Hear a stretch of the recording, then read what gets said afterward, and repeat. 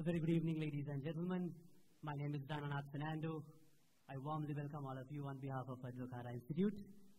I would like to welcome especially our speaker today, Professor Robert Lawrence, and the moderator for the Q&A session, Mr. Murtaza Jafferji, Honorable Harsha de Silva, Ambassador of Switzerland, His Excellency Mr.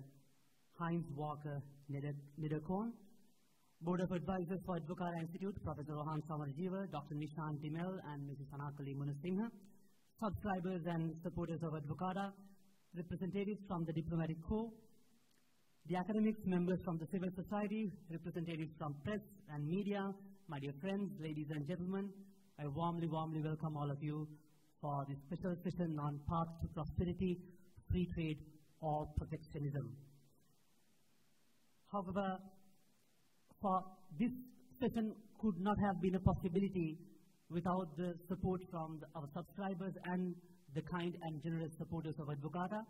Those who hear Advocata name for the first time, we are a free market think tank and we work towards a free, lawful and harmonious society where we believe that hard work and free exchange should be able to make anyone succeed regardless of caste, creed, ethnicity or any other discrimination factor. And we have a good news as well for those who are supporting Advocata. Advocata has been ranked for the second consecutive time in the Go to Think Tank Index by University of Pennsylvania as the upcoming best think tanks in the world in 2017 as well. So thank you very much for support for the last 2 years. We have been growing and that has shown that the work that we have been done has been taken notice by the international world as well as the local world.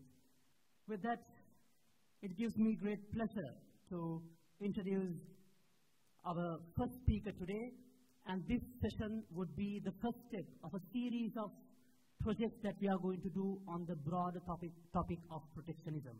So this is the first step, and you will see more projects from Advocata under the broad theme of protectionism. So with that, let me introduce the first speaker today.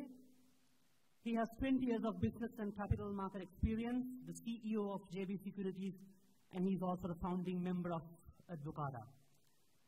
I cordially invite to speak on the special facts and remarks and the figures on trade and tariffs to Mr. Murtaza Jafferji. Ladies and gentlemen, put your hands together and welcome Mr. Murtaza Jafferji.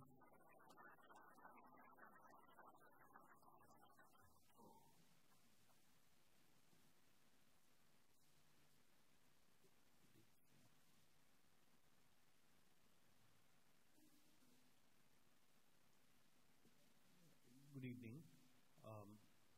My role here is to set up the platform for today's discussion. Professor Robert Lawrence will give the keynote presentation today, but my role here is to give you a few facts and figures so that you can think about it for the question time. And I called it Dispelling Myths, Illuminating Facts and a Bit of Everything. The first myth, countries that export a lot import a lot, which is true. So let's look at a few examples. Vietnam, 93 million population, about 5 times larger than us in size, per capita of about 2,100. Our one is coming close to 4,000. Their exports 100% of GDP, imports 96%. This number for Sri Lanka for merchandise is about 12 or 14% for exports. It's about 4 to 5% more for imports. So what do they export? The left-hand side shows you what they export. And you can see that there's a lot of electronic products. Samsung has a huge factory in Vietnam. $260 billion. To give it some context, our merchandise exports is about 11 billion. And they import about $197 billion. Now, this color scheme, which is a tree chart, kind of buckets it. The light blues are machinery items.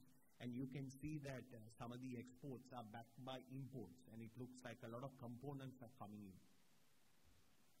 Similarly, look at textiles, the red part. There's a lot of imports also coming in. This shows you Vietnam's performance over the years. So in 1996, they probably exported about $3 to $4 billion, and today they export over $200 billion. And also notice the composition of exports, how it has changed. Look what they're importing. So it looks like they're importing a lot of stuff that goes into the re-export. Next country, Taiwan. So Vietnam has a per capita less than us. Taiwan is the original Asian tiger, $22,000 per capita GDP, which is about 5 times more than us. 70% of GDP is exports, 51% is imports. So what do they export? A lot of high value added electronics, machinery, but they import a lot of that stuff also. This is how their exports have grown over the same period, and this is how their imports. So you can see that their imports are skewed towards a lot of fuel and energy. Next question, country Switzerland, highly developed country, per capita GDP $80,000, small country in Europe, exports 47% of GDP, imports 41%. Again, remember the figure I gave, Sri Lanka for merchandise exports about 14%, imports about 19%. What do they export? Gold. Biggest export is gold. But they import a lot of gold also. So the value addition may be small, but it's the largest component of their trade basket. But look at the diversification of the exports. Switzerland, about 8 million people. People know them for chocolates. But Logitech is a Swiss company. Roche is a Swiss company, pharmaceutical giant. Swatch is a Swiss company. How have they performed in terms of exports? And you can see the dip here, the dip that you see is the fall in the price of gold. There was a huge bull market in gold and there was a contraction. That explains that dip. Similarly, in imports. This is Sri Lanka, us, 3,800, this is a few years ago. 14% of GDP is exports and imports is 24%. So ours is 11 billion, significant skew towards garments, but you don't have the corresponding imports in garments also. You have them in the red area. And this is our export basket. So remember I showed you Vietnam at about 4 billion has gone to 200 billion. In that same period, we had about 3.5 billion, which is they have grown something like 50x. Of course, they came from a low base because the country opened out. But we went 3x, 3.5x. And this is what other imports look like. Again, you can see there's a big skew due to fuel. So the volatility in petroleum prices has a big impact on the import value basket. The next myth is bilateral trade balances are not as a measure of economic progress. So there, you see in the popular press that they cite that our trade balance with a specific country is large. I have seen even Trump saying that, President Trump also saying that. But what matters is your total trade balance and not the bilateral trade balance. So let us see a few examples. Again, Vietnam. The blue is exports, the gray is imports, and the red is the trade balance. So for example, they have trade deficit with China, large one, but they have a large trade deficit with the US.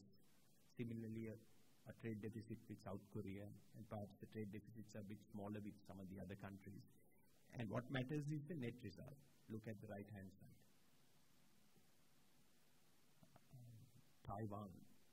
Taiwan also has trade deficits with a few countries. They import a lot of high-end machinery and components from Japan. But it's an exceptional country that it has phenomenal trade performance. This is Switzerland. So Switzerland also runs trade deficits with Germany, its neighbors, Italy. Of course, the UAE is more petroleum, and the end result is it still has a total trade surplus. So why do small countries need to trade more? This is something I mentioned to Professor Lawrence that we would like him to explain to us, perhaps in his speech or the discussion. But let me give you some numbers.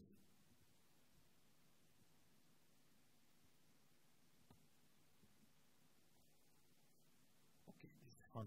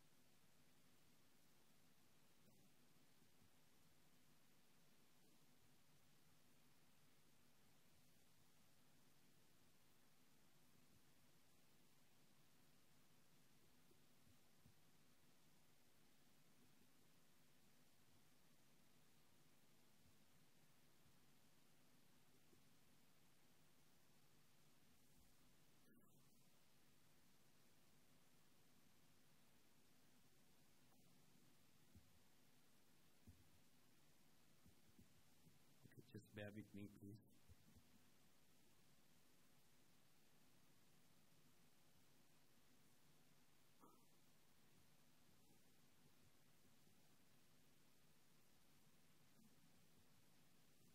Okay, in case it gets stuck, I'll leave it like this.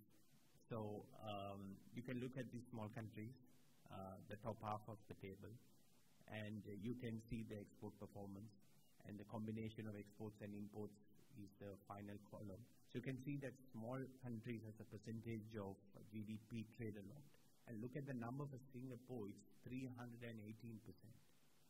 But the bigger countries, obviously because the domestic economies are so much bigger as a percentage of GDP, their trade is smaller.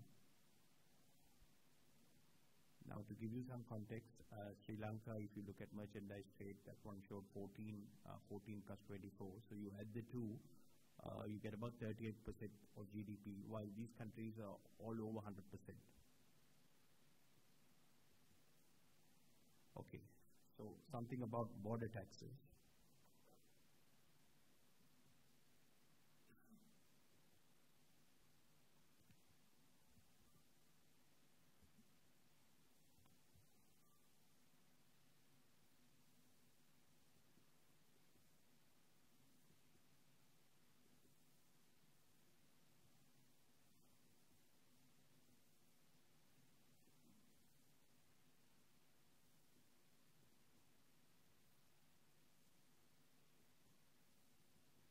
Okay, so this is a stylized example showing you how tariffs work. And the 100% is the CIF value. And generally the highest rate of tariffs that we have here is 30% on customs duty. The VAT rate is 15%. And in this particular case, in this example, we have used steel rods, which has about a cess of 21%. The PAL is 7.5% and NBT. So PAL and cess is what is classified as para-tariff. What you see on the right-hand side is the cumulative effects, because some of these para-tariffs, when you apply VAT, etc., there's a cascading impact on it. And you can see that for steel rods, it's 90% the total taxes. If you take out the cess, which is para-tariff, which is outside the WTO agreement, the total tax comes down to 63. And if you take the PAL out, it comes down to 54. And if you take the customs duty, it comes down to 19%. So it's just a stylized example of the impact of all these different tariffs. So let's look at some common things that you consume. Recognize this? Total taxes 108%. Minus para tariff, it comes down to 54%. Now the question is, why do you need 54% para tariff on chocolates? A Snicker bar would be a lot cheaper, not that it's healthier to eat, but it will be a lot easier on your pocket. And if you remove the customs duty, you're left with 19. And where did the 19 come? That's your 15% VAT plus 2% NBT with the cascading impact. Recognize this? These are American Oreo cookies, but you get many other imported biscuits. Total taxes 108%. Minus para tariff, similarly 54%. And minus, if you remove the customs duty also, it comes down to 19%.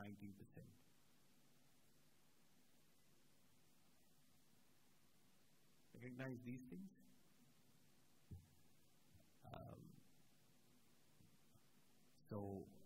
Also minus para tariff, it comes down to 72.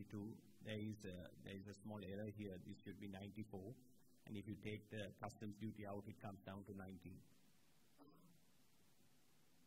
And these are tires. Again, 108%. Without the para tariff is 54. And if you take the duty out also, it comes down to 19%. I just wanted to illustrate the impact that these border taxes are having. Now, VAT and NBT are not border taxes because they don't discriminate between imports and domestic producers. This is another example. TOR steel, which goes into reinforcements of all concrete structures. It's a must. And with more and more high-density housing happening in urban areas, you need more and more steel. Total taxes 90%. TOR steel was perhaps invented or manufactured by Andrew Carnegie about 150 years ago, but we have total taxes of 90%. Without para tariffs, it comes down to 54%. So one asks the question, why are these so high?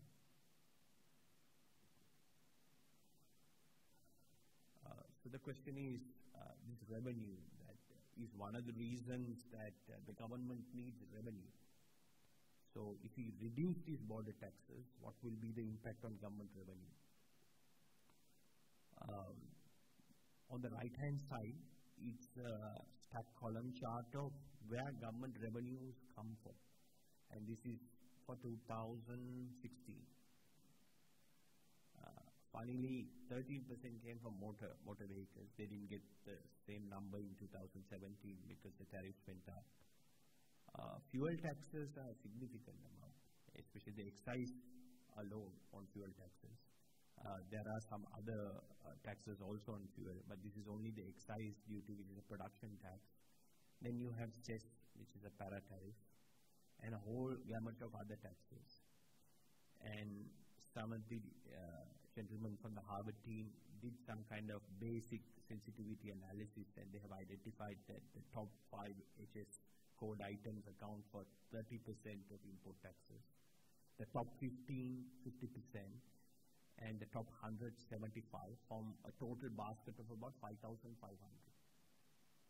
So it's the 80-20 rule, or even it's more like a 5-95% rule.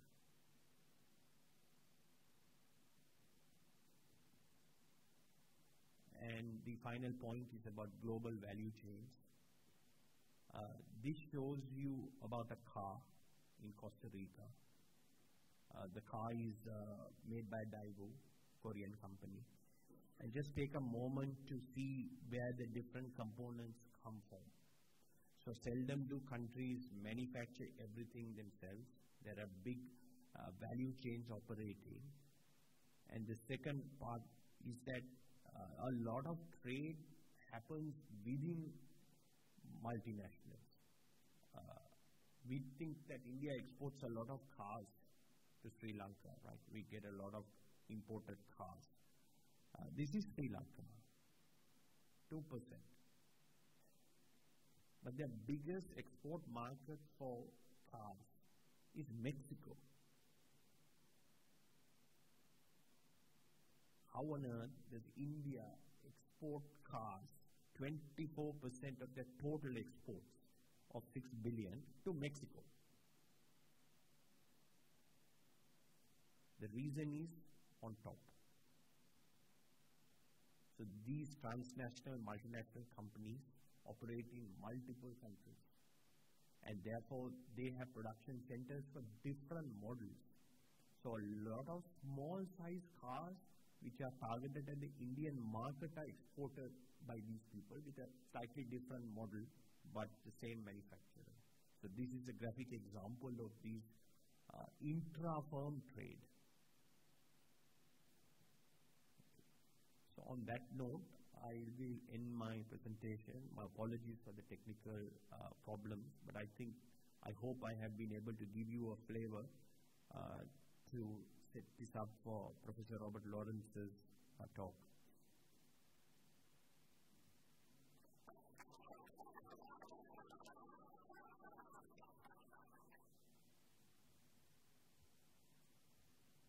Thank you very much, Murtaza. Now, I'm deeply honored and sincerely privileged to introduce our keynote speaker today, Professor Robert Lawrence. Professor Robert Lawrence is Albert L. Williams Professor of International Trade and Investment, a Senior Fellow at Peterson Institute for International Economics, and a Research Associate at the National Bureau of Economic Research.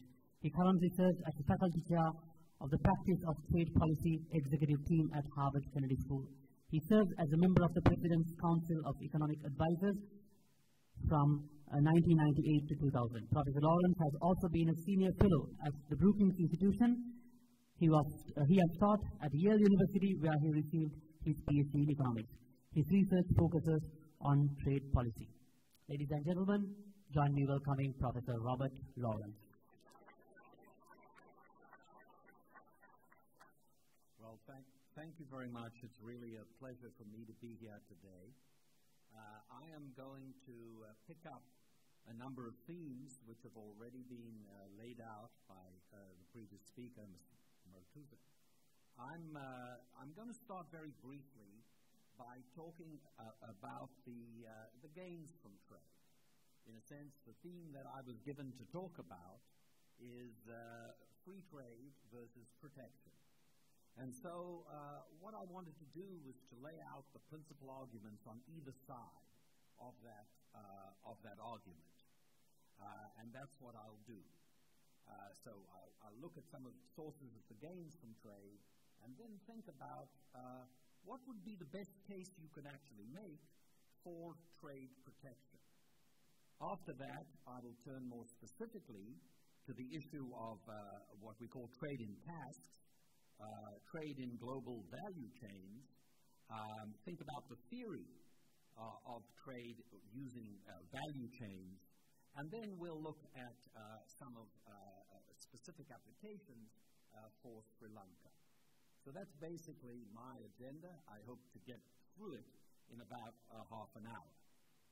So if you want to ask people why should there be international trade, where do the gains from trade come from, the basic idea we owe to David Ricardo relates to this principle of comparative advantage.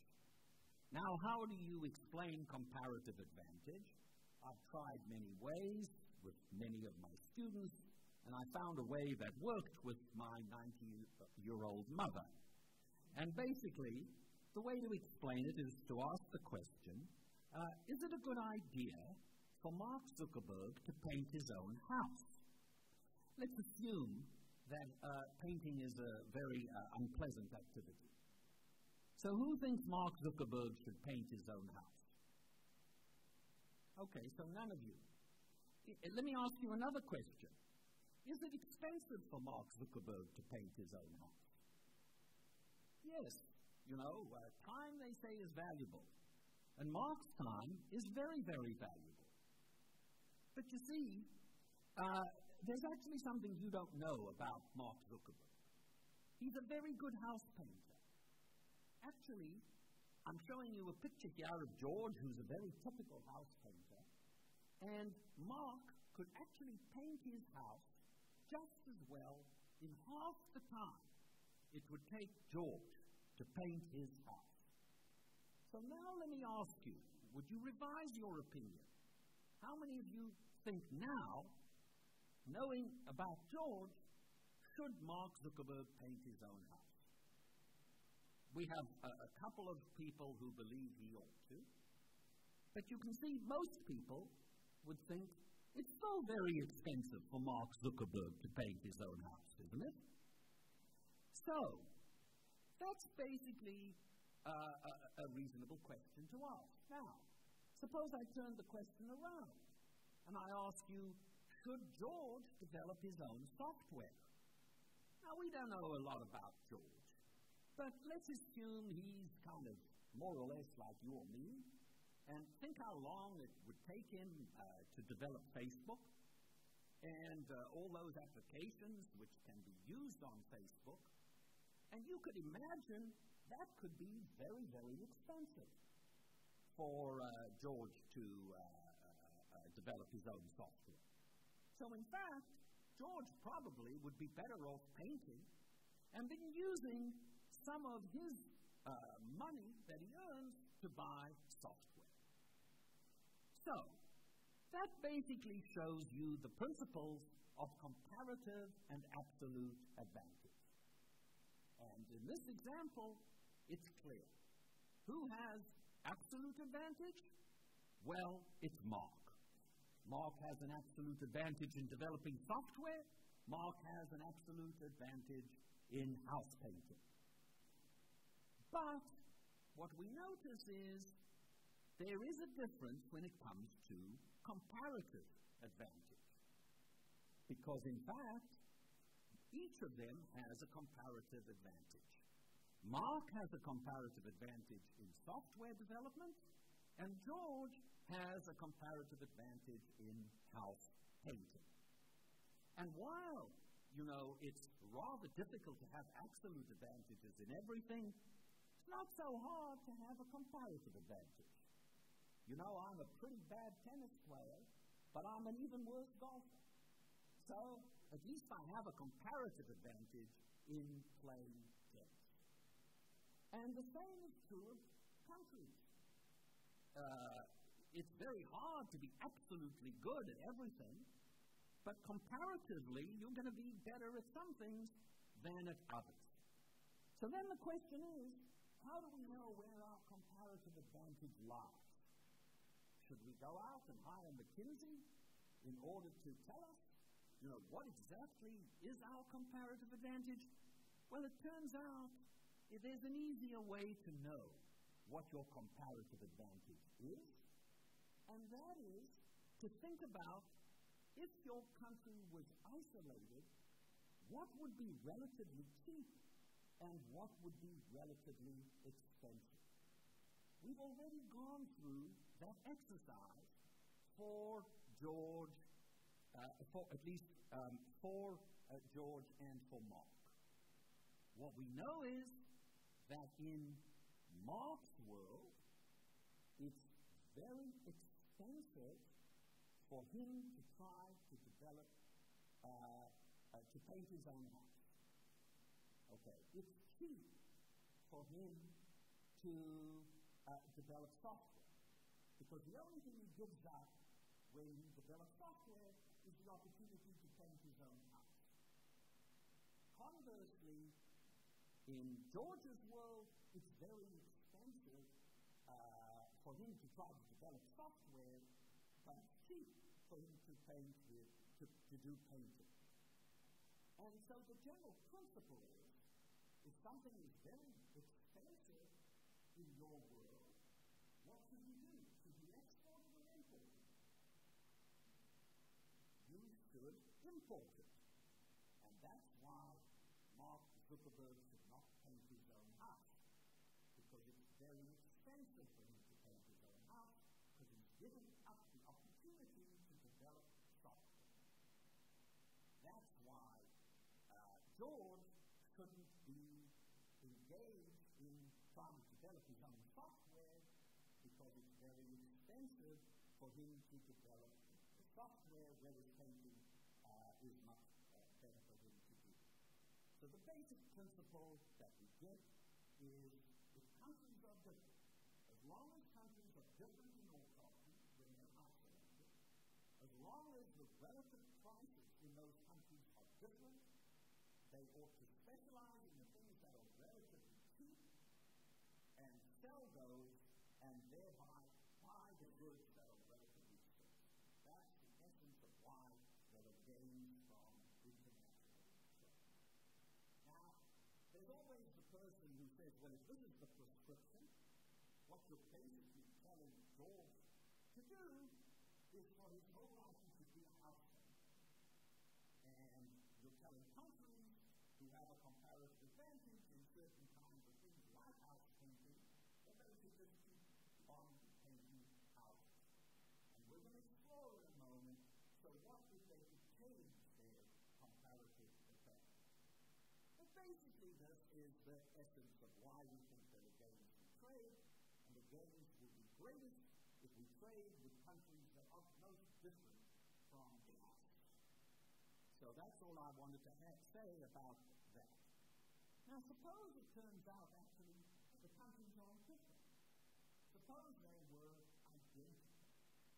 Could they gain from international trade? And similar countries gain from trade? And actually the answer is they can. Because there's a different kind of trade. You see, if you look at the patterns of trade between Chicago and New York, or in this case between Canada and the United States, you'll see Canada sells cars to the United States, and the United States sells cars to Canada. So why is that? Well, there are two reasons, and they both need to hold for there to be gains in trade between similar countries. The first reason is that people like variety. You know, if you go and look at your closet, what you discover is all your shirts aren't the same, or your shirts aren't the same. You like a variety of shirts. As long as people have a taste for variety, that's one part of it. And secondly, to produce the variety is costly. So there are economies of scale in producing variety. Henry Ford understood this when he said, any customer can have a car painted any color he wants as long as it's black. That's because Henry Ford knew that to produce the cars in those days, in many different colors, was going to be costly. So, it turns out that because we have a taste for variety, and because the provision of variety is costly, there can be gains in trade in similar products. Americans will have a taste for Mercedes-Benz, and Germans will have a taste for Chevrolet and Ford. And we will see that a lot of trade involves trade in similar products within the same industry, but people don't see it. And so the conclusion is there are gains from trade when countries are very different, and that's typically the kind of trade you get between a developed and developing country, and there are gains from trade at similar levels of income between countries that are quite similar, because they're likely to like the same kind of things, and each can exploit the scale economies. So it seems like a no-brainer. There are going to be gains from trade. Let's stop protecting and let the market work. Well, it turns out not so far. Because there's many things that markets are good at. But there are some times when markets don't perfectly allocate resources. And there is what we call market failure. And in essence, one classic market failure occurs when there are selling points, but not at the level of the firm, but at the level of the market. Now, you've all been to markets. And actually, there's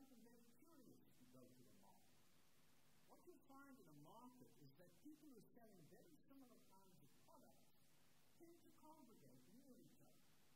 So these people are all selling clothing, and they're all sitting next to each other. And these people are selling hats, or food rather, it's a bad picture. And you can see they're all sitting next to each other. And it's not just in markets, it's true of cities. How many of you have been to New York? Okay, it turns out, not many. Well, in New York, the collection of people and restaurants tends to be highly concentrated. So there's a place in New York which is Chinatown. And so if I ask you this, if you want to go eat Chinese food, where would you go? The chances are you'll go to Chinatown. Okay, then if you want to get Italian food, anybody know? Not a lot of people who've been there will go to Little Italy. But I'm sure in Colombo, you've been to the right answer. And it turns out if you look at Colombo, I promise you, if you wanted plumbing supplies, there's some place that you go to where you will find a lot of stores selling plumbing supplies. And if you want automobiles, there's another place where a lot of the car dealers are sitting next to each other. Now that's quite puzzling, isn't it? You think if you were selling the same product, you would want to be as far away from your competition as possible. But in fact, what we see is people congregate next to each other when they're selling the same kind of product. So that means, since there's more intense competition sitting near one another, there must be some offsetting benefits. So, I gave you the example of Chinese food. So why are all these Chinese food restaurants so close to each other? Well, just think about the mental experiment we've just gone through. One reason is the demand for Chinese food is bigger there. And that's why the firms want to do it. A second possibility is, one of my favorite Chinese noodles is Peking duck. Now, if you wanted to get some ducks, and you were operating a restaurant in New York City, well, you'd have to call up someone on Long Island and say, come and deliver the ducks. The person will say to you, where are you? And if you say to him, I'm in Chinatown, he says, well, that's great, because there's 20 restaurants in Chinatown. And I drive down every day with my trucks. So in fact, the cost of supplies is cheaper in Chinatown because there are so many firms. And what we see when we look around the world is that there are tremendous gains of being close. And these are agglomeration economies. And in a sense, they're not ones that can be captured by any single firm, but they are captured by many firms, precisely because they're congregating close to each other. Now, why am I taking you through this whole analysis? It's because this is the essence of the infant industry argument. What we're saying is that the costs will tend to decline the more firms we have in the marketplace. Okay? So imagine this describes the world. And suppose that we're talking about semiconductors. Now suppose that in the beginning, this is what's happened to the supply of semiconductors in the world. The only semiconductors are being made in the United States. Semiconductors were invented by their labs in the U.S., and they start to make semiconductors, and because there are a large number of firms, this is the supply of semiconductors in the world.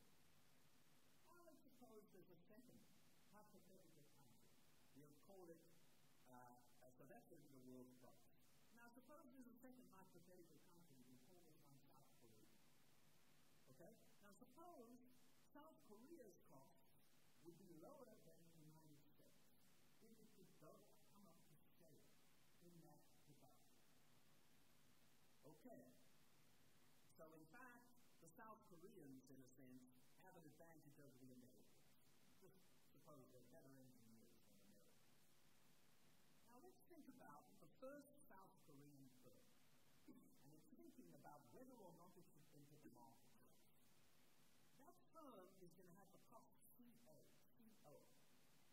that firm is going to compare its cost to the world price. And it's going to say, hey, I'm not competitive. So, will Korea ever get into the semiconductor industry? No. But in fact, what we can see is that Korea has the potential to be more competitive than the US in the semiconductor industry.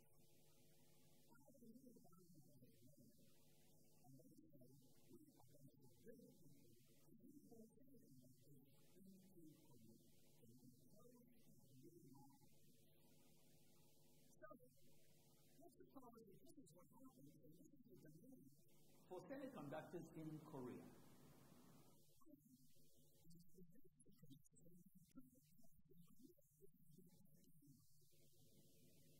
Now, is this a good or a bad outcome? Well, we're now getting semiconductors produced in Korea, but there's still a problem. Because these firms are not competitive in the world market. Korea's domestic demand is too small to generate the scale economies that are required to turn it into a world-class competitor. This is an infant that is never going to grow up. Okay, but suppose I got it wrong and the demand was big enough. Suppose the demand is actually DK2. In that case, as more and more firms enter the Korean marketplace, the Koreans are going to become more and more efficient, and suddenly they're going to turn around and notice that their costs are lower than the world price. So they not only are going to be servicing the domestic market, they could service the international market. So here is a case of infant industry protection, which generates a competitive industry that can ultimately be competitive in the world market. That, in a sense, is the case for trade protection. What you have to understand, though, is you need to be sure the government who protects needs to be very smart, because it needs to know that the domestic market is big enough to ultimately make the industry globally competitive. It also needs to know that there are market failures sufficient so that the private firms won't enter on their own. And when I look around and people tell me, I ask them from countries like Sri Lanka, why are you protecting your domestic industry? They say, oh, infant industry argument. And then my response is, yes, in theory, perhaps. But did you do the calculations? Did you know whether you're going to land up with an infant that's never going to grow up, which is going to be permanently protected, and, by the way, make things expensive for all the users of electronics who need semiconductors in their production? Or is this an industry in which ultimately you can become globally competitive? And if you have a small country, the chances of you generating those scale economies are not all that great. So, I am not saying that there couldn't be a case for some form of infant industry protection, but I would say the government needs to be really smart. It needs to identify whether or not ultimately it will be globally competitive. Otherwise, like Mark Zuckerberg, countries should not try to paint their own houses. Okay, I had some mathematics and so on. I guess I'll just go through this principle. We saw the pictures of global supply chains. You saw a picture of an automobile that was made in many countries. Now, suppose that the final price of the car, the one that we saw, where was it built, your car? Costa Rica. Let's suppose that at world prices, the final price of the car is $10,000. The price of parts is $8,000, and value added in the car is $2,000. So I'm just assuming this, if the whole car was produced efficiently. Now suppose the government puts a 10% tariff on cars. Okay? Well, the final price of the car is going to go up to $11,000. We know the parts that are imported into the country will still cost 8,000. So it sounds like it's not much protection. It's only a 10% tariff. But in fact, if we look at the value addition, we see now the value that could be added is now gone up from 2,000 to 3,000. This 10% tariff on the final product, combined with the ability to import parts, is the equivalent of a 50% subsidy to the assembly of cars in this country. We say this is a 50% rate of effective protection. Now, this could either be taken up by inefficient production, or it could be surplus profits to the firm. But either way, what you can see is you can't just look at the tariff rate. You have to understand the entire tariff structure, because if the firms have access to inputs at cheap prices, at world prices, then even though the tariff doesn't seem to be that high, it could actually you could be conferring huge subsidies on the firms. So here you can see some examples from Sri Lanka.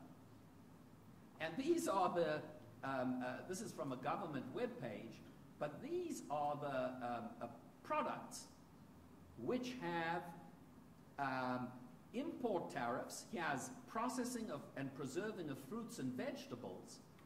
You're giving them a 92.9% nominal tariff protection. But when you take into account the inputs that they get, the effective rate of protection is 523%. That's the protection you're giving to this product. Bakery products, it's clear that the food products, but even if we go here, manufacture of articles of concrete, cement, concrete. So think about all the buildings that are going on in this city and in this country. It has a protection of effectively 230%. Okay. So now let me take you through one more example.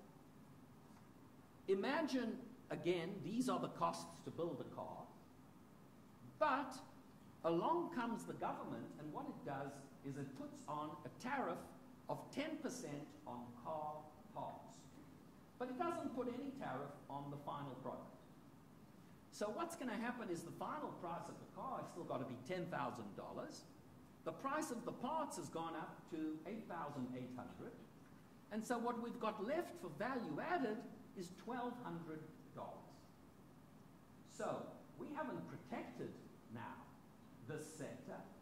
We have actually punished it. And we have a penalty, and the penalty is equal to something like 40% negative effective rate of protection. What's the name we give to products that have to be sold at world prices? What do we call those products? Can you tell me a product that has to be sold at a world price? Gold? Gold is an example.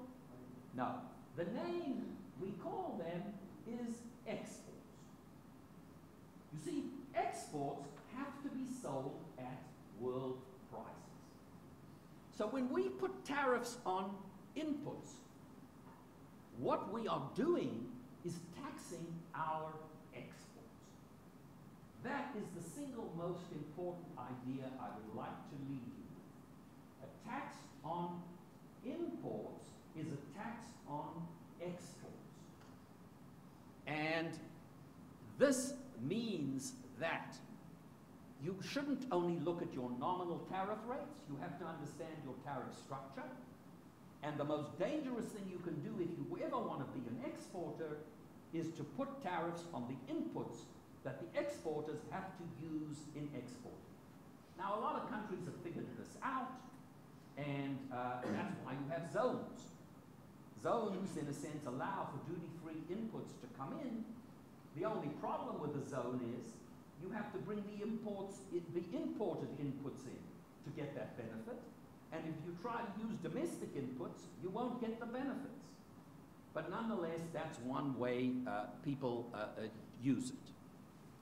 So, just if we look at what's happened as a share of GDP to Sri Lanka's exports of goods and services, what you'll see was growing quite merrily until about 2000, but since 2000, as a share of GDP, it's gone down to 20%.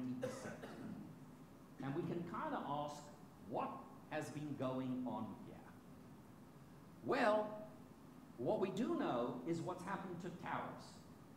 And we know that these have been used to raise revenue, and you've invented kinds of tariffs. I've never even heard this word before, of a para-tariff. It's something unique, I think, to Sri Lanka, and the only part of your language I ever speak. So you see, you have this huge number of tariffs in the country. Now, and there's a lot of detail in this slide, but basically it shows how, and we saw in the earlier presentation, how you've accumulated all of these taxes on products. Now, just to show you a few more things in winding up. China joins the World Trade Organization in 2001. Now, what you'll notice is an amazing kind of correlation. The blue line is Chinese exports, and the red line is Chinese imports. And they're growing pretty rapidly before 2001. But after 2001, you see an acceleration for 5 years in both their exports and their imports. Now, just think about China joining the WTO. When China joined the WTO, the other countries did not open their markets to China. In fact, most countries were already giving China what's called most favored nation treatment. No, the big change that happened in 2001 is China opened its market to imports. But what happened? Their exports soared. Yes, their imports grew, but you can also see how it generated increased exports. So, and in fact, there's a recent study put out by the National Bureau of Economic Research, and they've gone into the details, and they have actually found the way in which the input tariff reductions had been associated with increased exports. Here's India. What you'll notice again is the correlation in the accelerations of their imports and their exports. Yes, they've run a bigger trade deficit, but it's again a very striking increase. This is Sri Lanka. Okay? This is the period when you increased your trade protection. Yes, your imports went down, but look at what happened to your exports.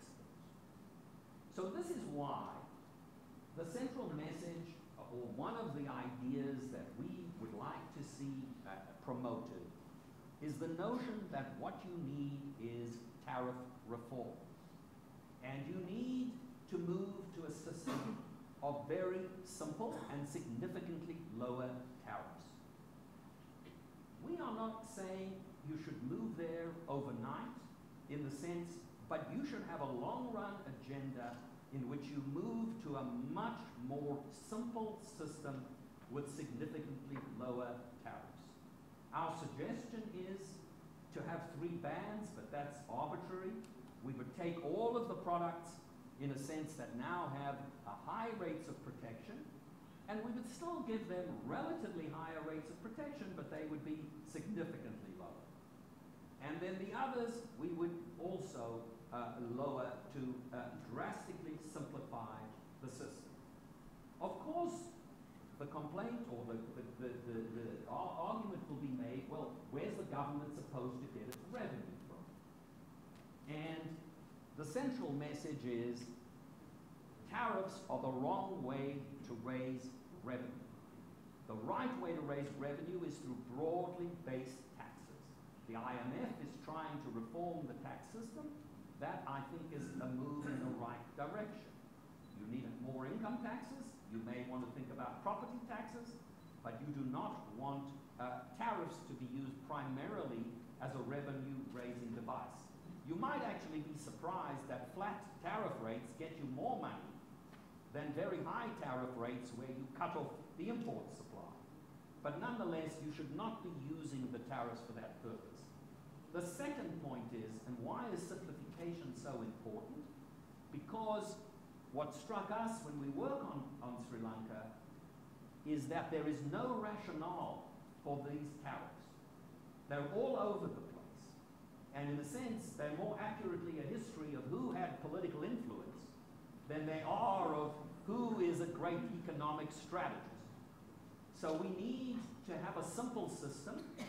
We need to have a simple system in order to say, unless there are exceptional circumstances, you'll get some tariff protection, but it's going to be simple.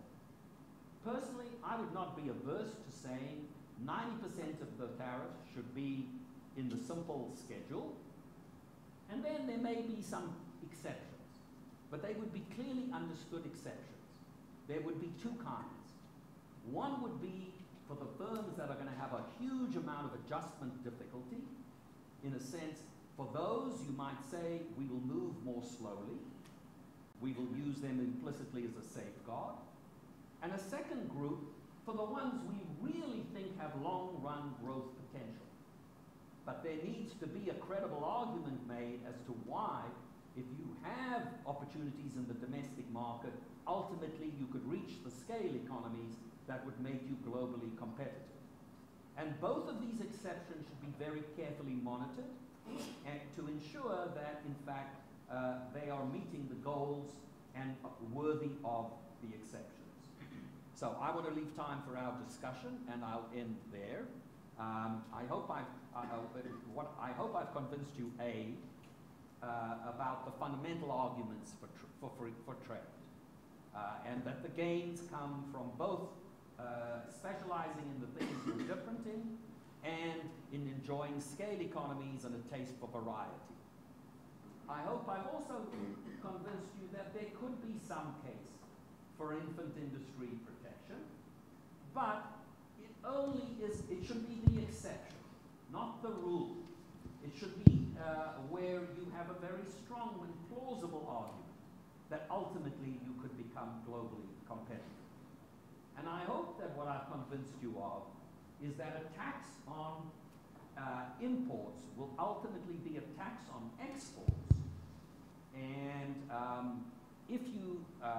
and that what you ought to be doing is to be reforming your tax system, trying to get simplification in order to help the political economy, and lowering the rates in order to stimulate your exports.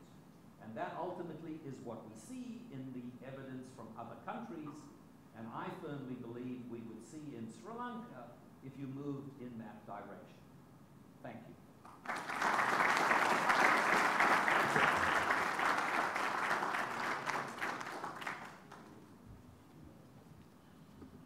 Thank you very much, Professor Lawrence. Now is the interesting time. You can raise questions, and you need not to wait till the mic reaches you. You can, if you see the screen, you can join us for the Q&A session through Slido. On Slido, you can, the event code is 9320. So you can log into Slido and post your question, so the moderator can see your question and you can vote for particular questions, so you need not to wait for the mic. However, we have two mic bearers. You can also raise questions from the audience, but I'll leave that the entire decision to Murtaza. Murtaza, over to you. Thank you. I think you have your first question. Did you put up your hand? Maybe you can have a mic over here, please.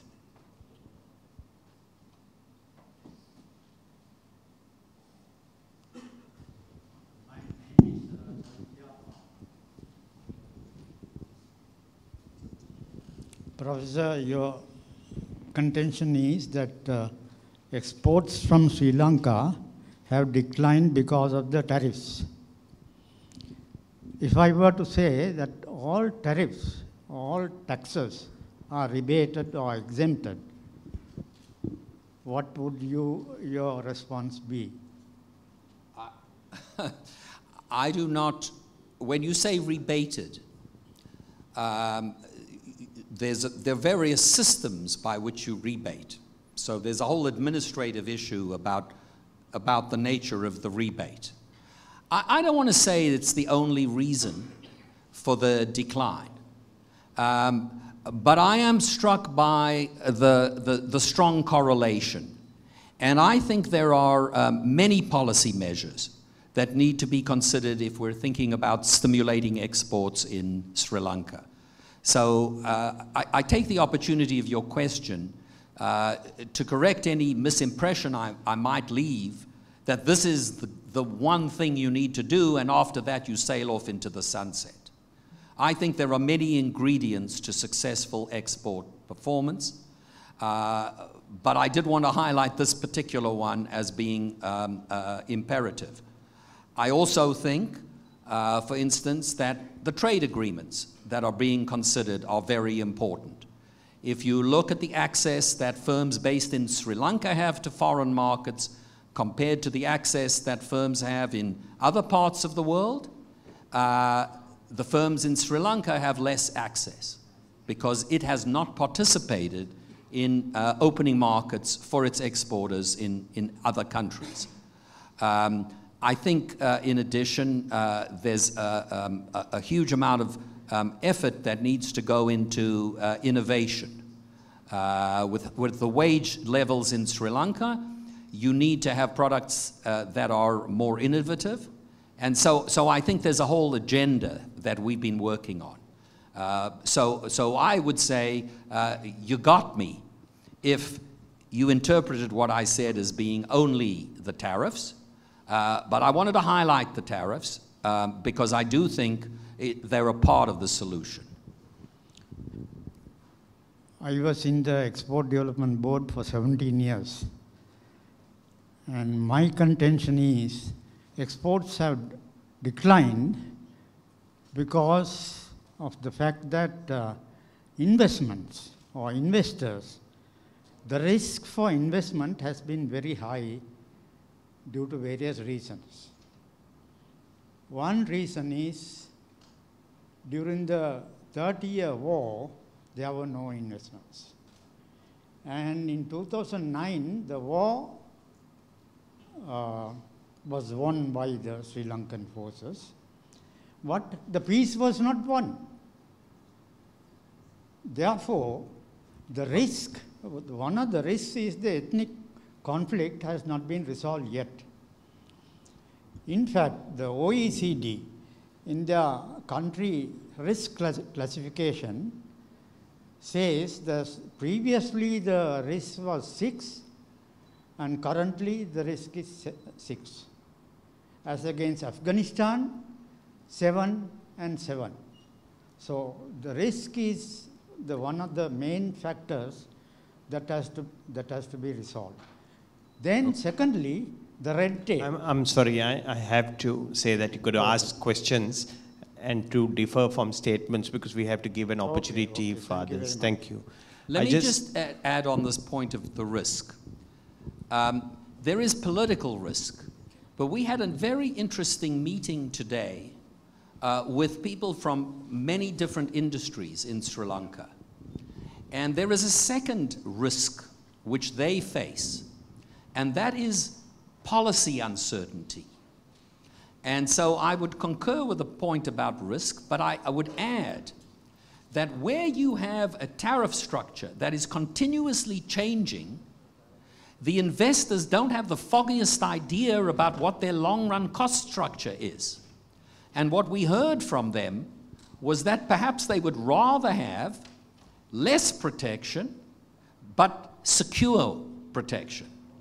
An environment that is secure with respect to policy is very critical and an important ingredient, and especially for foreign investors who are going to come here and have to take a long view. So I think policy uncertainty is another key ingredient. But on the question or the statement that has been made here, I kind of disagree.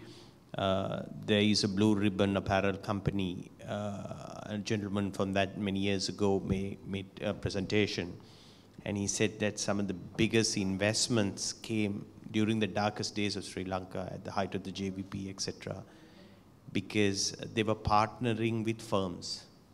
So international firms were partnering with great firms in Sri Lanka, and they felt their greatest risk was mitigated because they had good partners, and they worried less about the country risk.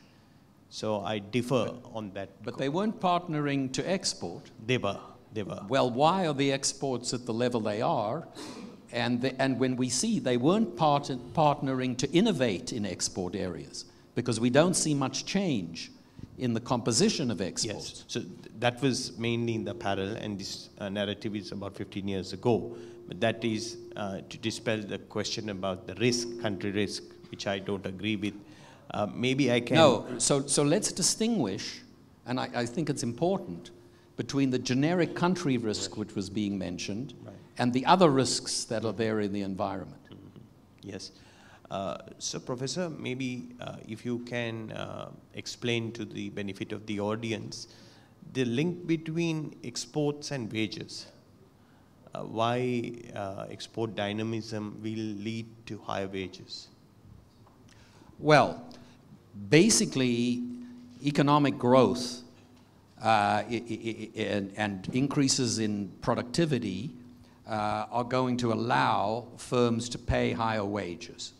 And it turns out, obviously, that your most productive firms are the ones who export. And we see a lot of empirical evidence. And it just makes sense, because if you're able to export, you have to be able to overcome the transactions costs that are much greater when they're involved in international trade. So a country that is geared towards exports is going to be more productive. I would also add that it could also be the case that the country that is getting out of its less efficient activities is also going to becoming more productive. So the transformation of the economy in a more efficient way is going to facilitate the ability of the labor market to generate higher wages.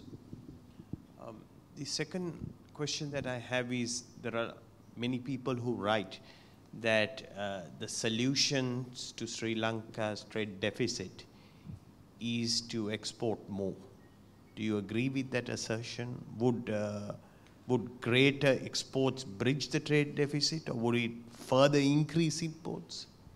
Well, you know, I have a problem because fundamentally, and a trade balance, basically the current account, is a reflection of the spending patterns of the nation. And it tells you a country with a deficit is borrowing.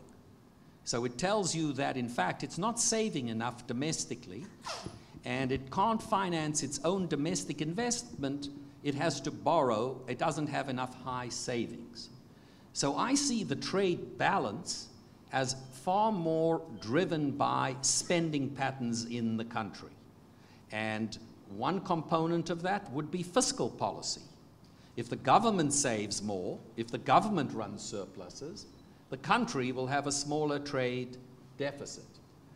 If the private citizens save more, the country would have a smaller trade deficit. Those are the good ways, if you will, to lower the trade deficit. The bad way to lower the trade deficit is to invest less. That's another way to lower your trade deficit. So I think and by the way, let me say that my own country is following currently, the United States, utterly contradictory policies. Because while, as you pointed out, bilaterally, the Trump administration is obsessed with the bilateral deficits that we have with individual countries, so they're trying to make the aggregate trade deficit smaller. At the same time, what the US government has done is to pass large tax cuts, and is currently this week talking about increasing spending on defense and non-defense. So the government is going to run a bigger budget deficit. And so with its one side of its mouth, it's saying it wants a smaller deficit, and with the other side of its mouth, it's actually taking action that is going to lead us to a bigger deficit. So when it comes to the deficit, you know, it seems to me much more about the spending patterns in the country, its saving and investment behavior, than whether or not it's going to export more or import less. Is there any other questions from the audience? Yes.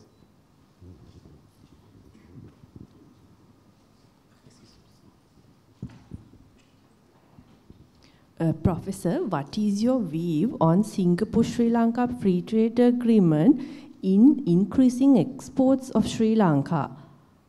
I'm sorry, just the last part of your question? What is your view of Singapore-Sri Lanka Free Trade Agreement in terms of increasing exports of Sri Lanka? Yeah. You know, the reason I'm at Harvard is I hate making predictions. If I could see the future, I would be on Wall Street. I think so. I think that a free trade agreement with Singapore, as part of a broader strategy of signing free trade agreements, which would have a number of effects that I think would ultimately lead to more exports for Singapore. For Sri Lanka.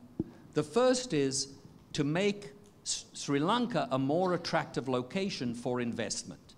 If you can attract foreign investors who come here and are interested in producing here, not only to service your market, but also to service the Singapore market and global markets, then it will be successful.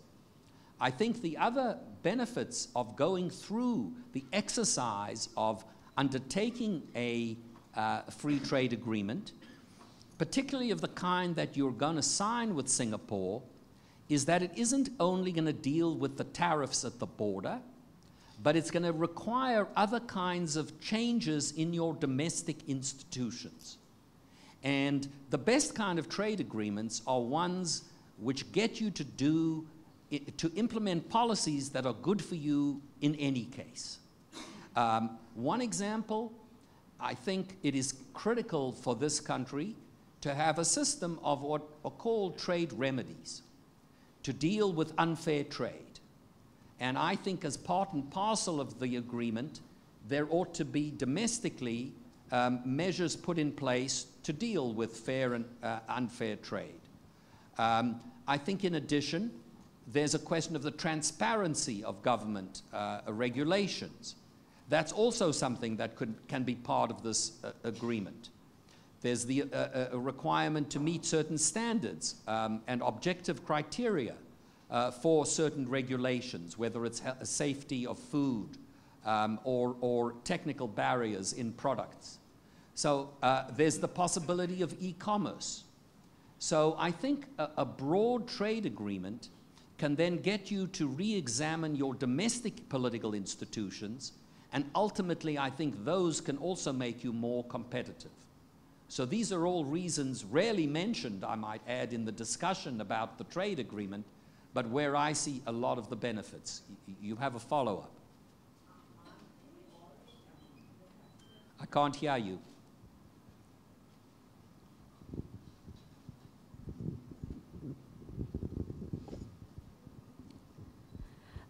The factors you have mentioned, aren't they already part of the WTO trade facilitation agreement, which we have already ratified? The WTO trade facilitation agreement is really about the operation of your customs.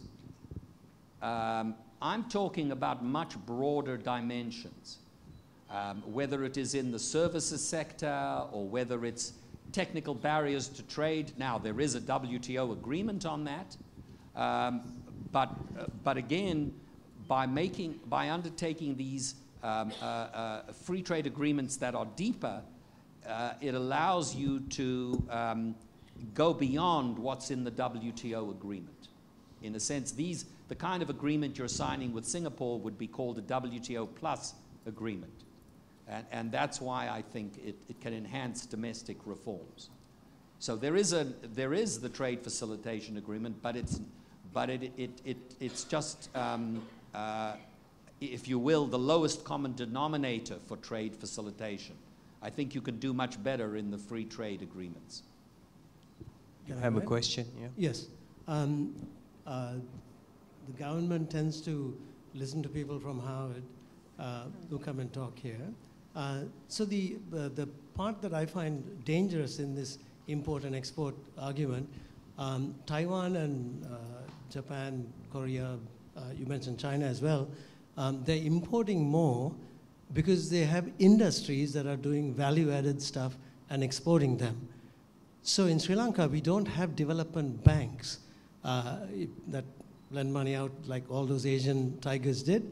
And as a result, we don't have industries. So making the tariffs disappear on raw materials that are imported will result in a net loss to the government in terms of revenue because there's no industries to now add value and export them. So are you all addressing the entire issue? Because obviously investments will come only in certain ways, private investors, but a lot of those countries developed because of development banks that gave long-term loans and took risks on industries that have become the base. So are you all addressing that is the question? Because just to speak about dropping import tariffs is part of the equation.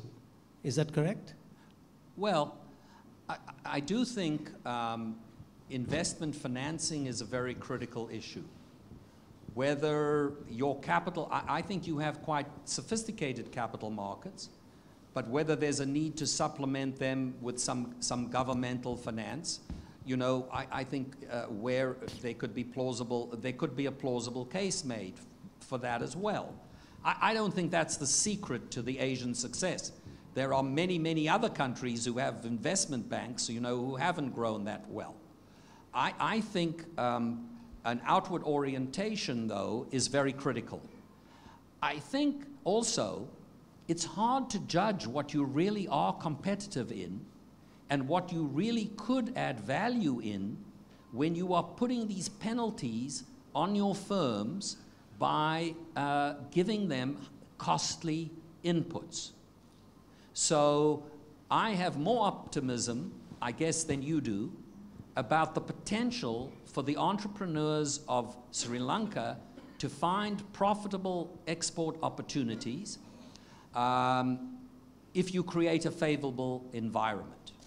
Now, what I do also believe, if you look at the Asians, is that it wasn't simply the removal of the barriers to imports, and it wasn't simply providing finance, but there was very close collaboration between the firms and government, because government has a legitimate role in providing the necessary kind of public goods, whether it's the infrastructure or whether it's the training, that are important to export success. And that's something, when I look at the Korean experience, or other Asian countries, Japan being another example, that's something that took place very effectively. And what I worry about in Sri Lanka is that I don't see a lot of partnership between the private sector and the public sector working for a common purpose in thinking about how the legitimate public role can actually be fulfilled. So I think there's a lot more in the policy arena that needs to be undertaken than the point that I was emphasizing. And so I would take your point about investment and an investment bank as just one example, but I think much broader collaboration in industrial policy approaches, not where the government replicates what the private sector should be doing, but where the government does invest in the things that the government needs to be doing. I just wanted to make a comment with regard to that question. Maybe you can elaborate also. There is a myth that you have to be a domestic firm to export. Because if you take the example of Sri Lanka, even if you take the rubber industry, the leading exporters are not entirely Sri Lankan companies. They're all foreign companies who set up in Sri Lanka. And a few domestic companies learned of those companies, and today they're competitive. Similarly, in the late 1970s, when the apparel industry started, there were many Hong Kong-based companies, etc., who came and set up here, and that's how we got started. I believe that Malaysia tried to make a national car project, but Thailand allowed all the global companies to come. So Thailand is a big exporter of automobiles, but there are no Thai companies. And even the example that I gave for India, the export champions are all General Motors, Volkswagen, Suzuki. You want to take that line of argument to explain that it's not necessarily your domestic companies? Oh, I agree. I agree completely. You know, what you need is know-how, and firms that are able to operate across national borders and still make a profit are the most efficient firms, i.e. the multinationals generally are the ones who have the most advanced technologies. Just take Singapore as the prime example of a country that has had a huge number of foreign investors. Now, what you would like is for the foreign investors to bring the know-how, for natives and domestic individuals and other firms to learn from them, and so they can not only create export opportunities, but can also serve to assist the domestic firms in entering foreign markets and in demonstrating where their profitable opportunities lie. So I think attracting foreign investment is a key ingredient. When we look at the data, we think there are far too few foreign firms in Sri Lanka, and actually far too few immigrants in Sri Lanka. You have a lot of people working around the world, but you know, if you look at and attracting them back is a key challenge, because you have a high number of talented people who can bring know-how back, but also you know, if you look at Silicon Valley driving the American information technology sector, what you discover is something like 30 or 40% of the leading entrepreneurs are not Native Americans, not born in the United States. Most of them come from Asia, but we've got Russians, we've got them from all over the world. And so I think an openness to immigrants is particularly talented ones, not only those who bring their money, but those who bring their knowledge is a very key component of development and ultimately of excellence. How many professors at the Kennedy School are non-Americans? Well, I don't know the, you can hear from my accent, I'm a South African.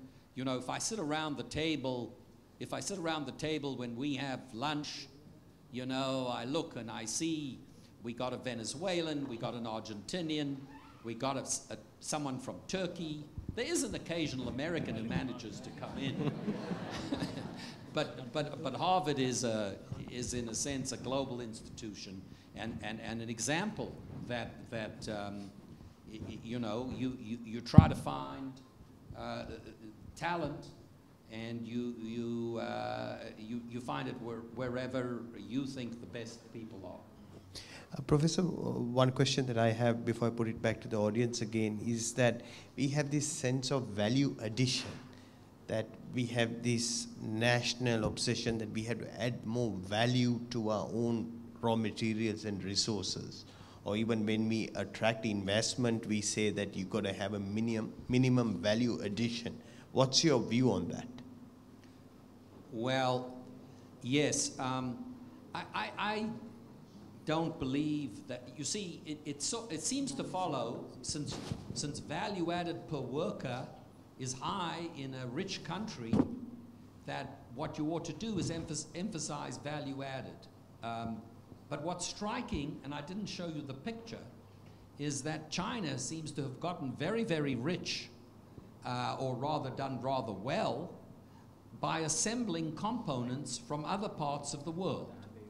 And so they started actually, in a world of global supply chains, simply adding a small task but doing it in great volume can accumulate into great value. And in essence, that's, in a sense, how the Chinese have generated a lot of their growth. So it isn't necessary, that's one point. A second, by the way, I said that para-tariffs is a word I think they invented in Sri Lanka. Well, in South Africa, my previous home country, they've invented a word called beneficiation. And what that word means is, and this is a very widespread notion in Africa, and maybe it is here too, and that is, if we have the raw materials, we should be adding more value to our raw materials. There's something outrageous about the fact that we have the stuff in the ground, the foreigners come and take it out, and they're getting rich off our core products, and we need to add more value. Now, sometimes it makes economic sense. Sometimes there's a path that does lead from the raw material to a more processed product to some finished product, but not always. You know, if you know how to grow coffee, it doesn't mean you know how to operate Starbucks. So that at each stage of the vertical chain, of the value chain, sometimes you learn and you develop, but at other times, very different talents or requirements you need. Let me give you another example. Bauxite. Bauxite is the core raw material for aluminum.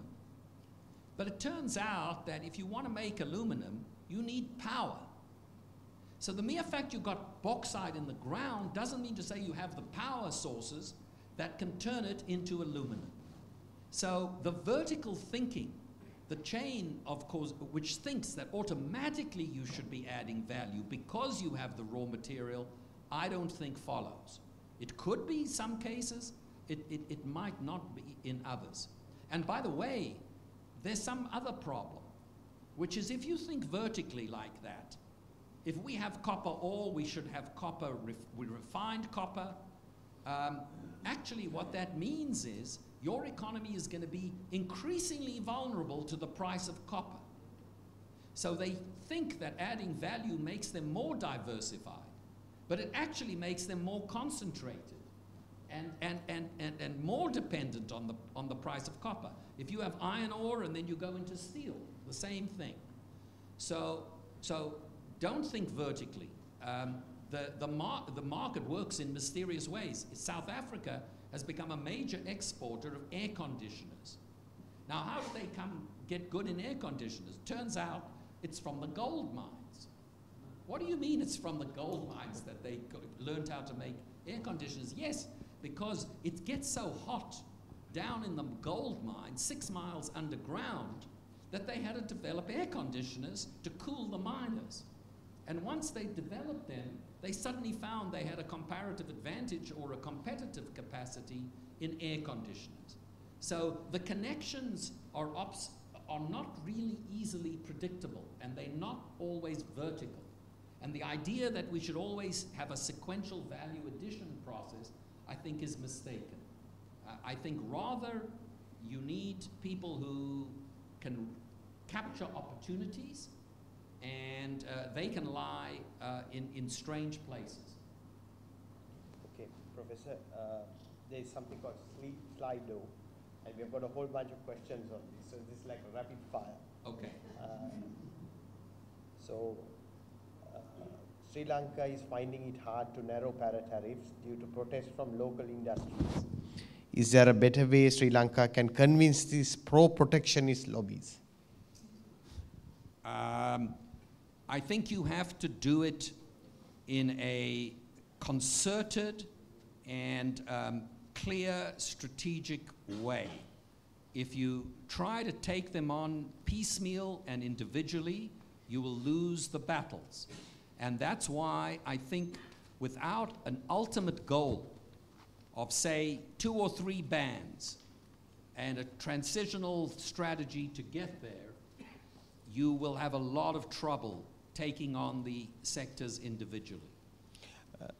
But when you show that effective tariff protection, it's almost like monopolistic power you're giving them, right? This is find excess of protectionism, right? This argument, because when you have effective protectionism of 200, 300, 400%, that argument also doesn't come up, right? No, so... It's excess protectionism, right? A business doesn't need that kind of protectionism. Correct. You're giving them huge subsidies, and they're going to fight like hell to try to keep them.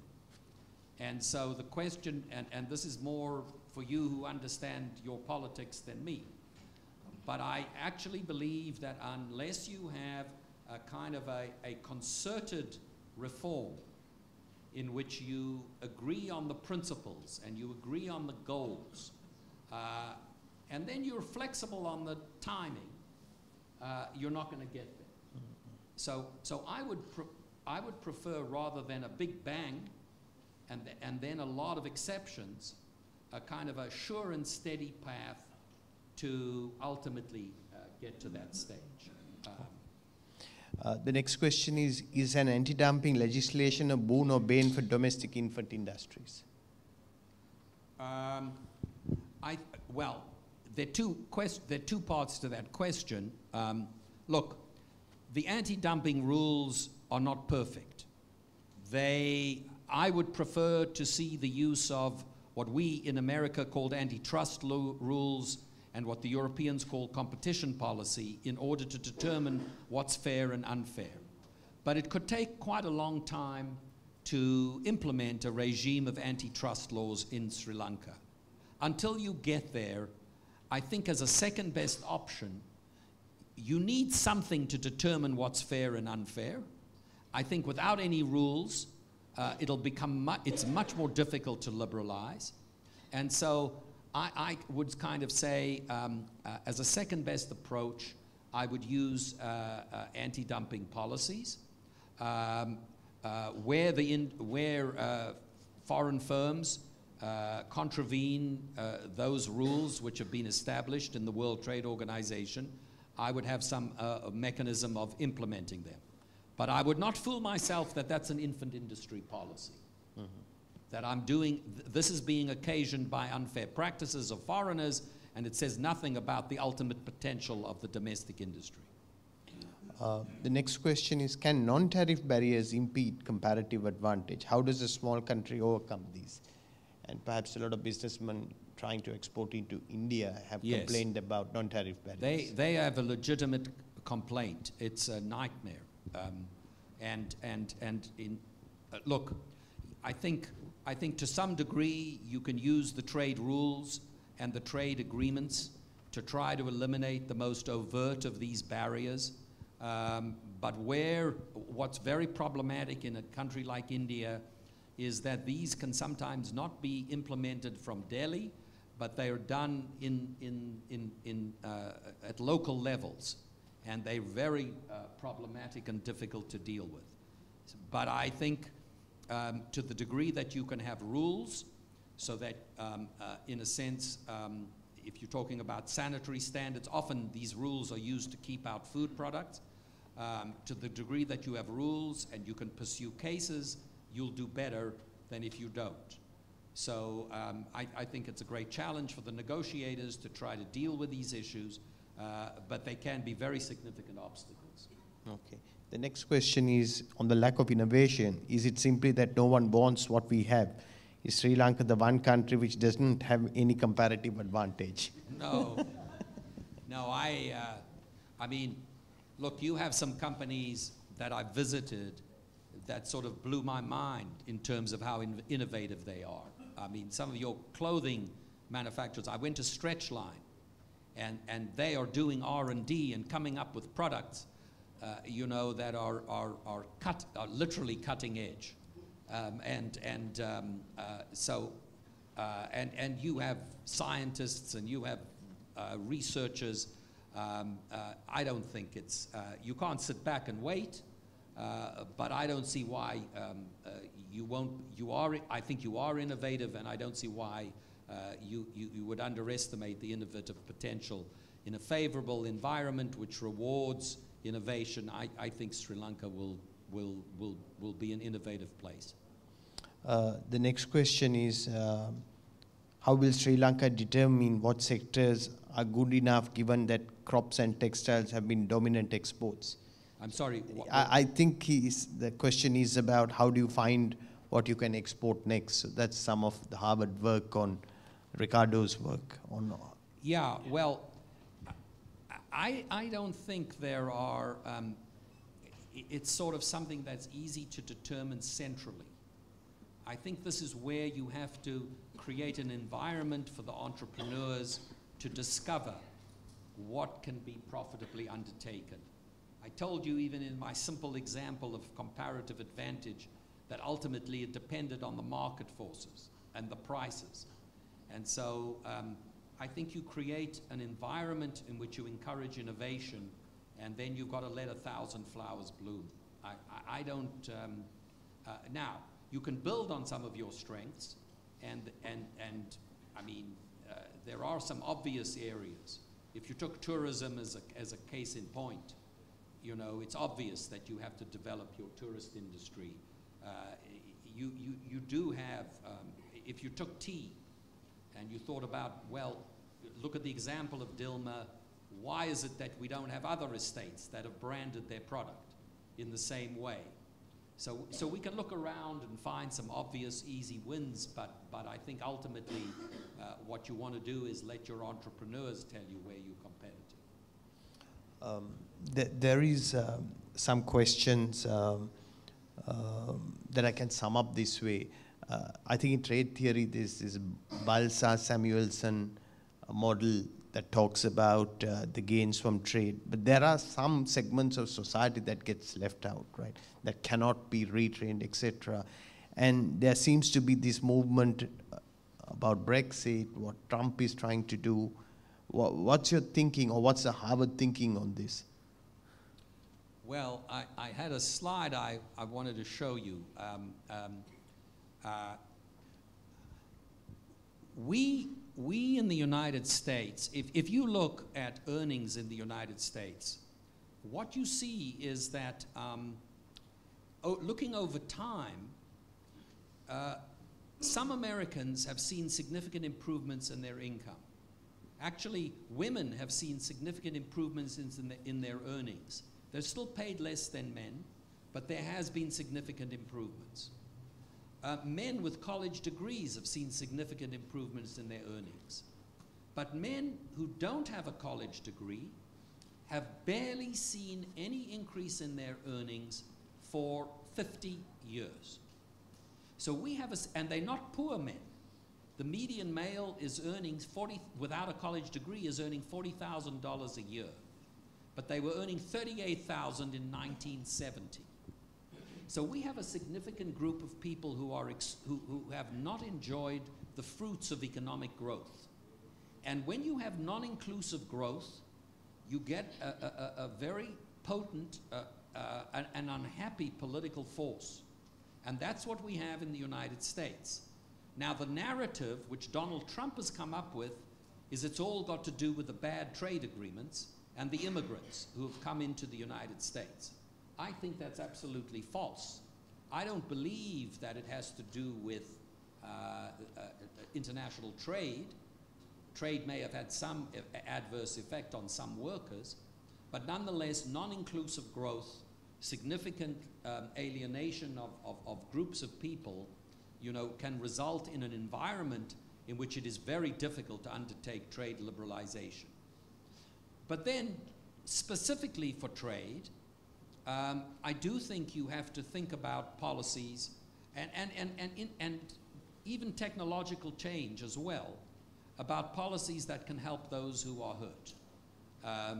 Whether it's an emphasis on retraining or on job placement, or even some forms of compensation for wage loss. I think the United States has been severely deficient in helping dislocated workers, and it's an area that is now leading to political problems and unrest. So we have to think about creative ways in all circumstances. Part and parcel of a liberalization agenda should be a trade adjustment assistance program. In fact, I've seen a study that shows that more jobs have been lost due to automation than due to trade. Yeah, I would say I'm writing a book on this topic, so I won't bore the audience. But basically, if you looked over the last since 2000, employment in American manufacturing declined by about 5.5 million. Our best estimates are that the jobs lost due to trade were about 1 million. So 80% of the jobs were not lost due to trade. What is it? It's a combination of more rapid productivity growth in goods combined with a rather unresponsive demand. When goods get cheaper, people say, this is terrific. You know, we saw it in food. Why is it we have so few farmers? Because we became more productive in farming, and people say, well, there's a limit to the amount I can eat. I'm going to take the money I save, and I'm going to spend it on goods and services. Well, we've got the same thing in manufacturing. As we've become more productive in manufacturing, people are saying, well, that's terrific. I'll buy a few more goods, but I'm going to take the money I save, and I'm going to spend it on services. So ultimately, we're making a transition into a services economy. But I would agree with the statement that the changes, the deindustrialization in the US, and indeed it's something that's prevalent in all industrial economies, is far more due to the combination of technology and the unresponsive demand to the technological improvements than it is to globalization. Okay, just a few more questions. One question is, they're asking is that why don't you just reform only the intermediate products? Well, once you've reformed the intermediate products, what we've seen is that in turn raises the effective production of the finished products. So you have scope then to lower the tariff rates for the finished products without actually altering the amount of protection that those producers have. So I think there's an ideal opportunity in tariff reform to even retain some of the protection for the domestic industries while cheapening their inputs, to encouraging more exports, and passing on some of the benefits to consumers. So I think there's a better mix of policies that you could adopt, rather than just hold the tariffs at the same levels for the finished goods, because in effect what it means is you've raised their protection. The other narrative that is commonly articulated is that these reforms will lead to large job losses. Can you give your experience of how it has played out in other countries, whether the extent of the job losses can be offset by the consumer surplus that is gained? Well, I think this is there. It all depends on the pace of change, and there can be job losses. I don't think you can deny that. And the real issue is, are there opportunities elsewhere for people to find employment? The only way you get the gains from trade is through adjustment. So specific jobs may well be lost. But ultimately, the total number of jobs in the economy should be driven by your macroeconomic policies. You should have, you know, the central bank combined with your fiscal policy generating sufficient demand for labor. So there can be job loss. I'm not averse to saying you could have a safeguard policy in which you slow down the rate of liberalization where you see a lot of dislocation. That's what I urged earlier. So I would say, you know, for 90%, I wouldn't change things. But if an industry comes along and it says, we can show that imports are causing a substantial amount of job loss in volumes that are very difficult to absorb, then I think you should slow down the rate of liberalization.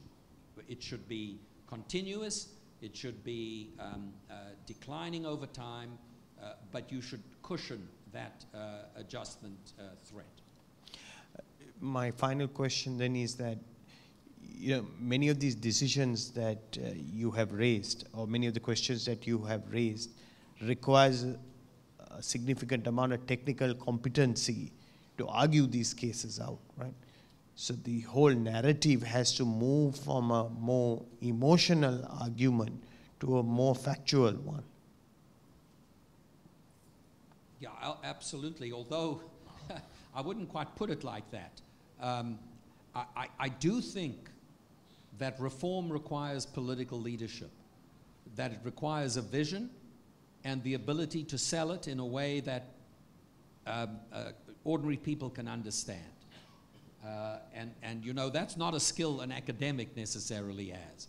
And it's not a skill that technical experts necessarily have. I worked for President Clinton, and you know, he could explain the economics to ordinary people far better than his Council of Economic Advisors. So I don't underestimate the need for political skills and conveying in layman's terms a vision that people can understand. So I think in combination with the technical experts, you need the political leaders who know how to communicate the directions and the policies to people in order to convince them that you have a vision and you know where you're heading. So ultimately, it's not only about technical experts. It has to be accompanied by the political skills to sell reform. That's the package, I think, that can bring about effective change. Okay, thank you very much, Professor.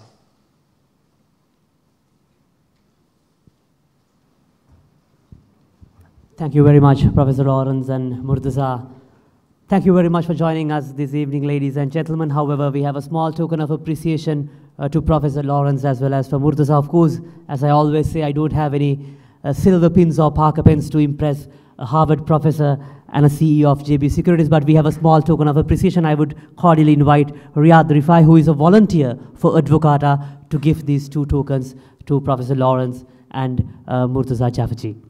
Ladies and gentlemen, put your hands together for giving us this wonderful session in this evening. Thank you very much for joining us. And final note is Advocata is a free market think tank. You can join us, you can support us, you can follow us on Facebook, Twitter, as well as in YouTube. And this session has been live streamed on citizen.lk as well as in our YouTube channel and on our Facebook. So if you miss any parts of this conversation, you can of course log into our Facebook channel and retrack what has been missing from your end. Until we see you again with a similar event, as I mentioned earlier, we have a series of projects focusing on protectionism, and that's the common theme and the main theme for 2018 for Advocata. With that, I'm signing off from here, and thank you very much for joining us, and have a pleasant evening. Thank you.